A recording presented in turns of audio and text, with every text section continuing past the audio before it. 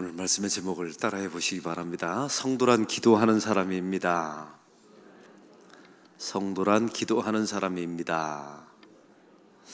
누가 저에게 성도란 누구입니까? 무엇입니까? 라고 묻는다면 본래 뜻은 거룩한 무리라는 뜻이죠. 이 거룩한 무리가 무엇을 할까요? 당연히 예배하고 기도하는 존재일 것입니다. 제가 기도했듯이 기도란 성도의 호흡이며 기초이며 뿌리입니다.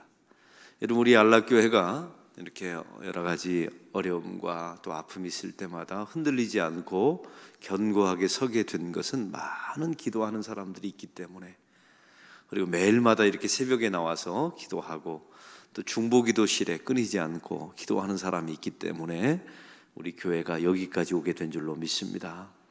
여러분, 저의 목회도 마찬가지입니다. 저의 목회가 지금까지 이렇게 주의 은혜 가운데 지속되게 된 것은 저를 위해서 항상 기도해주는, 단 한 번도 쉬지 않고 기도해주는 우리 교회 중보기도팀이 있기 때문에 그렇고요. 또 한 가지는 서울에 새벽 기도 때마다 저를 위해서 날마다 기도하는 어머니가 있기 때문에 저의 목회가 여기까지 오게 된 줄로 믿습니다. 사랑하는 성도 여러분, 기도를 하는 것은 나의 선택과 의지로 하는 것처럼 보이지만 엄밀하게 말하면 하나님의 백성만 기도할 수가 있습니다. 하나님의 백성이 아닌 사람이 기도하는 것은 주문에 불과합니다. 성경에 보면 예수님께서 수가성 여인에게 영과 진리로 예배할지니라 라는 말씀을 하시죠. 그 영은 푸뉴마라는 원어의 의미가 있습니다. 영이 있는 사람, 그러니까 성령이 있는 사람만 예배할 수 있다는 거예요. 아무나 예배하는 게 아닙니다. 여러분, 기도도 마찬가지입니다. 내 안에 성령이 있는 사람만 기도할 수 있어요. 그러니까 하나님이 선택하시고 부르신 사람만 기도할 수 있어요. 진리라는 말은 헬라어로 알레테이라라고 말하는데 이건 실체라는 뜻입니다. 실체이신 예수 앞에 예배한다라는 의미예요. 여러분, 기도도 마찬가지입니다. 예수 이름 앞에, 예수 앞에 기도한다는 사실을 저와 여러분이 기억하셔야 합니다. 성도의 본질 사역은 기도입니다. 그리고 그 가운데 중보기도이죠. 오늘 1절에 보면 기도가 네 가지로 사도 바울은 구분하고 있습니다. 1절의 말씀을 다 같이 읽겠습니다. 그러므로 내가 첫째로 권하노니 모든 사람을 위하여 간구와 기도와 도구와 감사를 하되. 여러분, 내가 첫째로 권면하노니라고 하는 말은 이것이 사역에 있어서 가장 중요하다, 첫 번째다, 그런 의미예요. 바로 그것이 사도 바울이 말하는 기도였던 것입니다. 전도도 마찬가지입니다. 기도해야 전도가 됩니다. 아니, 기도하는 교회에 하나님이 영혼을 보내주십니다. 할렐루야. 한번 생각해 보세요. 기도하지 않는 교회에 하나님이 어떻게 당신의 영혼을 맡길 수 있겠습니까? 기도해야 전도도 되는 거예요. 사역도 마찬가지입니다. 봉사도 기도하는 사람만이 사실 하나님을 높이고 건강한 열매가 나타나요. 기도하지 않는 사람이 사역하면 자기 의를 위한 사역이 되죠. 그리고 어떤 사역을 한 후에 보상을 바랍니다. 기도하지 않는 사람의 사역은 그래서 우리 사역에 병든 결과가 나타나게 된다는 거예요. 오늘 사도 바울은 기도를 네 가지 종류로 나누고 있습니다. 첫 번째는 간구입니다. 나의 필요를 중심으로 하는 행위의 기도입니다. 나쁘질 않아요. 나의 필요가 있다는 거죠. 그 안에는 중요한 신앙 고백이 담겨져 있어요. 나의 필요를 하나님이 채우신다. 한번 따라해 봅시다. 나의 필요를 하나님이 채워주십니다. 이게 첫 번째 간구입니다. 이것도 필요해요. 근데 여기서 멈추면 안 되고 그 다음에 기도로 나가야 합니다. 여러분, 기도를 하는 것은, 원래 의미라는 것은 하나님의 관계 속에 이루어지는 행위 임재를 의미해요. 그래서 기도를 하는 것은 사실은 내 안에 그리스도 안에 내가 있는 임재, 함께함의 의미입니다. 여러분, 그래서 성경에 무슨 말이 나와 있습니까? 쉬지 말고 기도하라. 이게 어떻게 가능하게 될까요? 그리스도가 내 안에 계시고 내가 그리스도 안에 있어서 그리스도의 뜻이 내 뜻이 되고 내 뜻이 그리스도에게 뜻에 맞춰진다면 쉬지 말고 기도할 수가 있어요. 또 그 안에는 내 안에 계신 성령께서 내가 기도를 중단할 때에도 내 안에 계신 성령께서 탄식의 영으로 나를 위해서 기도해 주십니다. 이것이 바로 기도입니다. 여기서 두 번째, 세 번째로 나가면 이제 도고가 나와 있습니다. 이 도고는 다른 사람을 위해서 기도하는 중보 기도를 의미합니다. 우리는 지금까지 살아오면서 자기 자신과 가정을 위해서 기도하죠. 이 기도가 성경에 보면 자기 담 밖을 뛰어넘어가야 돼요. 그래서 이웃을 위해서, 나라를 위해서, 민족을 위해서 기도해야 합니다. 그게 하나님의 백성의 단계입니다. 그리고 마지막 단계는 감사입니다. 기도의 마지막 고백은, 정점은 감사해요. 제가 언젠가 그런 말씀을 드린 적이 있어요. 하나님 이것 주세요, 이것 주세요 하다가 여러분의 삶 속에 이루어지지 않는다면 사실은 하나님께서 원하시는 어느 마지막 단계까지 가지 않아서 그래요. 어떤 기도가 성취되거나 그 기도를 통해서 그 사람에게 유익함이 오는 경우를 보면 마지막 결과는 다 기도 안에 감사가 담겨져 있어요. 심지어 나에게 찾아온 고난을 감사합니다. 왜요?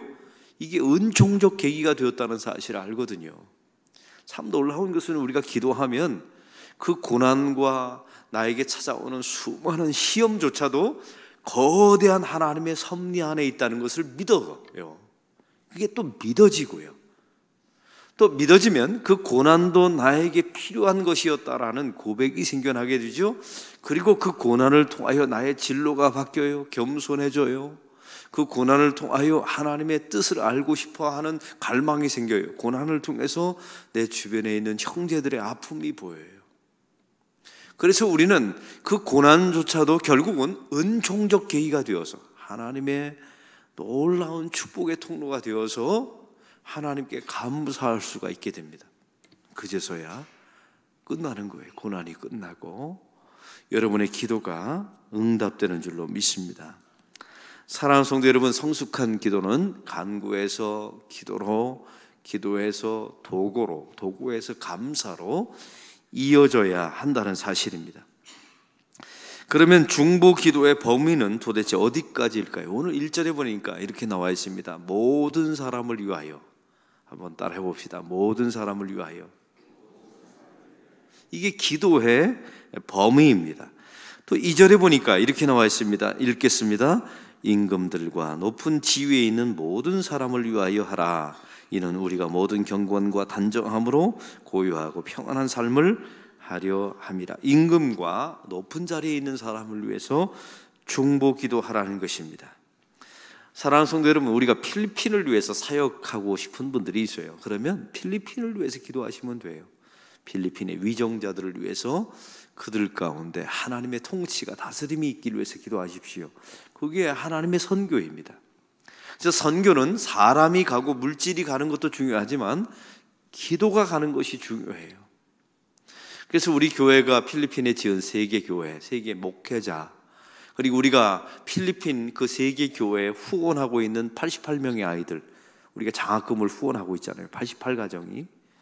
그리고 대학 학자금을 대서 우리 교인들이 40여 가정이 대학 학자금을 모아서 아이들을 준비하고 있어요.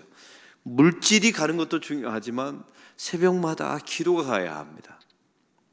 여러분, 그것이 선교입니다. 북한도 마찬가지입니다. 북한 땅의 위정자들을 위해서 하나님, 저들에게 하나님의 강력한 통치가 일어나기를 원합니다. 기도하십시오. 그게 북한 선교입니다. 특별히 모든 하나님의 뜻이, 모든 사람, 특별히 위정자들에게 하나님의 뜻이 이루어지기를 위해서 여러분 특별히 기도하셔야 합니다. 만나는 사람, 나에게 생각나는 사람, 또 이상한 것은 나의 마음이 가는 사람, 불쌍히 여겨지는 사람, 힘이 있는 사람, 힘이 없는 사람, 이런 모든 사람을 위해서 여러분 기도하십시오. 이게 하나님의 뜻이에요. 참 놀라운 것은 내 기도에 매여 있으면 기도 응답이 지연되는 경우가 많아요. 근데 오히려 내 기도는 놔두고 다른 사람을 위해서 기도하면 내 기도는 덤으로 들어주시는 경우가 많습니다. 이게 여러분 마태복음 6장 33절에 대표적으로 이런 말씀이 있어요. 너희는 먼저 그의 나라와 그의 의를 구하라. 그리하면 이 모든 것을 너희에게 더하시리라. 저는 이것을 기도로 바꾸면 이렇습니다. 너 이외에 다른 나라, 다른 백성, 다른 사람을 위해 기도하라. 그러면 너의 자식은 덤으로 이루어 주시리라. 이게 성경이 말씀하시고 있는 지혜입니다. 그래서 우리가 참 놀라운 사실은 내 기도에 매여 있다가 하나님의 말씀을 들으면 기도의 영역이 확장되어져요. 이게 성도의 길이며 하나님의 뜻입니다. 오늘 성경에 보면 임금과 높은 자리에 있는 사람을 기도하면 어떤 결과가 나타나게 될까요? 2절의 말씀에 보니까 고요함과 평안함이 주어진다라고 말씀하고 있지요. 고요함은 환경적인 겁니다. 외적으로 하나님께서 나라를 지켜주세요. 그리고 여러분의 물질이 새어나가는 그런 것들을 막아주십니다. 그리고 평안함, 이것은 심리적이며 내적인 것입니다. 위정자를 위해서, 높은 자리에 있는 사람, 임금을 위해서, 대통령을 위해서, 정치가를 위해서 기도해야 되는 이유가 여기 있어요. 우리가 그렇게 기도하면 하나님께서 휴전선도 막아주시고 또 강대국들의 저 침탈과 그 강대국들의 그 수많은 시험과 도전들을 하나님께서 외적으로 막아주십니다. 할렐루야. 이게 성도의 능력이에요. 휴전선은 미사일과 핵폭탄으로 막는 게 아닙니다. 사실 엄밀하게 보면 하나님의 주권이 막는 거예요. 그래서 우리가 항상 하나님께 기도해서 외적인 고요함, 평안함을 추구하셔야 돼요. 내적인 것도 마찬가지고요. 그러면 중보기도 사역을 해야 되는 이유가 무엇일까요? 오늘 5절의 말씀에 나와 있습니다. 다 같이 읽겠습니다. 하나님은 한 분이시요 또 하나님과 사람 사이의 중보자도 한 분이시니 그 사람이신 그리스도 예수라. 하나님과 우리 사이에 유일한 중보자가 예수 그리스도이십니다. 그 예수님을 통하여 우리가 구원받았고 우리의 기도가 하나님께 상달되는 거예요. 그래서 우리의 유일한 중보자 되신 예수님이시라는 기도의 내용을 어떻게 담아냅니까? 마지막에 누구의 이름으로 우리의 기도를 끝마쳐요? 예수님. 여러분, 이건 엄밀하게 말하면 이런 겁니다. 제가 하나님께 기도를 많이 했어요. 그리고 예수의 이름으로 기도합니다라는 것은 예수의 이름의 능력을 믿는 것도 마찬가지지만, 예수님, 당신은 나의 유일한 중보자 되십니다. 이 기도를 가져다가 하나님께 전달해 주십시오. 이런 기도인 거예요. 사랑하는 성도 여러분, 그 예수님의 중보자 되심을 통하여 구원받아서요, 나의 기도가 하나님께 향연이 되어서 올려져요. 바로 이와 같이 예수님의 사역을 통해서 우리의 삶 가운데 이런 일이 일어났다면 주님께서 말씀하십니다. 너희는 만인 제사장이라고, 부름받은 하나님의 백성이 왕같은 제사장이라고 주께서 말씀하고 있어요. 우리도 구원에 있어서는 중보자가 될 수는 없어서요. 그러나 기도에 있어서는 중보의 기도를 할 수가 있어요. 우리가 예수님 덕분에 구원받았듯이 우리도 누군가를 위해서 중보할 수 있다는 거예요. 여러분, 세상에서 자녀에게 줄 수 있는 최고의 축복은 물려주는 재산이 아닙니다. 왜냐하면 그 재산 때문에 망가지는 자녀들이 많아요. 그러므로 그 재산은 선물과 은총이 아니에요. 그 자녀에게 가장 줄 수 있는 가장 위대한 멘트, 위대한 선물은 중보기도해 주는 겁니다. 그리고 그 자녀에게 어려울 때, 힘들 때마다 내가 너를 위해서 기도하고 있다. 이게 그 자녀를 살립니다. 이건 분명히, 여러분, 저는 교회 교육 사역을 얼마나 많이 했겠습니까?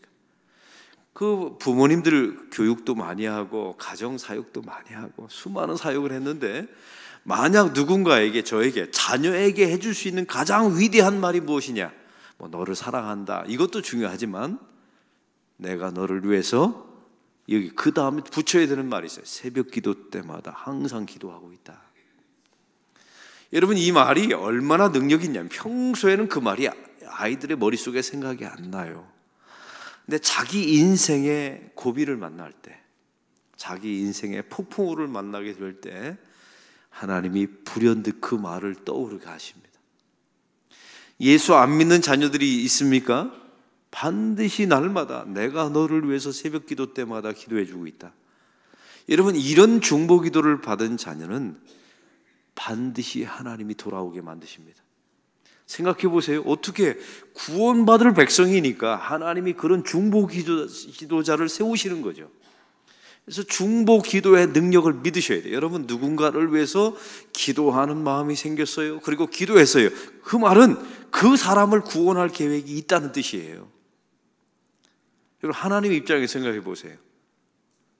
구원할 계획이 있는 사람에게만 중보 기도자를 붙여주세요. 그리고 새벽마다 기도케 하시는 거죠. 우리 자녀들이 곤고하고 힘든 날이 옵니다. 반드시 와요. 예수 믿으면 더 많이 옵니다.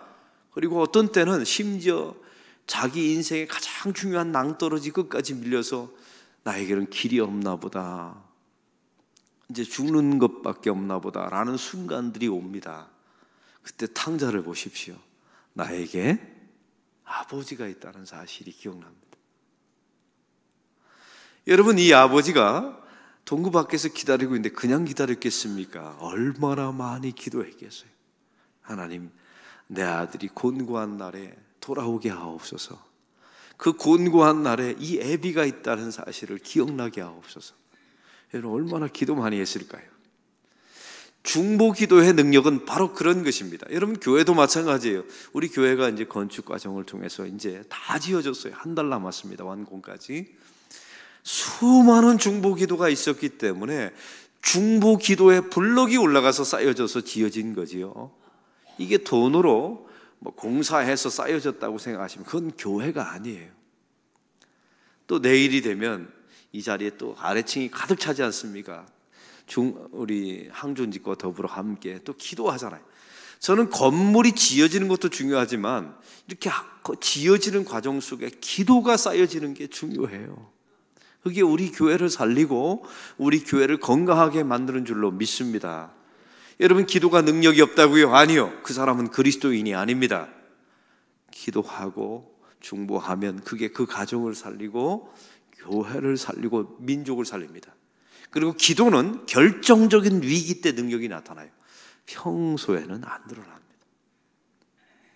그리고 하나님이 일하시는 것도 안 보여요. 그러나 그 어려움과 곤고한 때 여러분의 중보 기도가 자녀를 살리고 믿지 않는 여러분의 가정, 식구들을 구원할 것이며 거기에 구원의 계획이 있으니까 하나님이 중보 기도를 붙여주시죠. 그리고 나라와 민족을 위해서 기도할 때 하나님께서 휴전선을 지켜주시고 강대국의 틈바구니에서 이 민족을 지켜주셔서 선교의 국가로 세워주실 줄로 믿습니다.